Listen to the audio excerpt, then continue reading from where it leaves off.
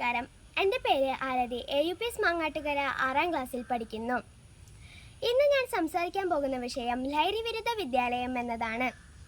മനസ്സിനെയും ശരീരത്തിനെയും ഒരുപോലെ നാശം വരുത്തുന്ന ശത്രുവാണ് ലഹരി വസ്തുക്കൾ.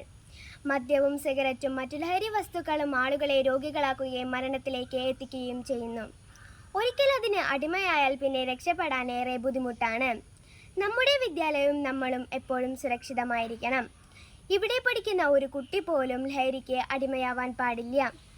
ലഹരി വിരുദ്ധ ബോധവൽക്കരണ പരിപാടികളിൽ നമ്മൾ എല്ലാവരും പങ്കെടുത്ത് അതിനെതിരെ പോരാടണം. ഇപ്പോൾ നടത്തുന്നത് പോലെയുള്ള ലഹരി വിരുദ്ധ പരിപാടികൾ നിരന്തരം നമ്മുടെ സ്കൂളിൽ സംഘടിപ്പിക്കണം. അതുവഴി നമ്മളും നമുക്ക് പുറകിൽ വരുന്ന പുതിയ കുട്ടികളും ലഹരിക്കെതിരെ പോരാടുന്ന പടയാളികളാകണം. ലഹരിയെ ശത്രുവെന്ന പോലെ കാണണം. നമ്മുടെ വിദ്യാലയത്തിൻ്റെ പരിസരത്ത് അതിനെ അടുപ്പിക്കരുത്. നമ്മുടെ അത്തരം എന്തെങ്കിലും ലഹരി ഉപയോഗം നമ്മുടെ ശ്രദ്ധയിൽപ്പെട്ടാൽ ഉടനെ ടീച്ചർമാരെ വിവരമറിയിക്കണം.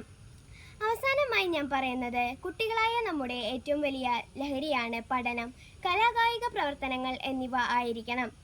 ലഹരിയോട് വിട പറഞ്ഞ് ജീവിതത്തെ ആസ്വദിക്കൂ. എല്ലാവർക്കും നന്ദി.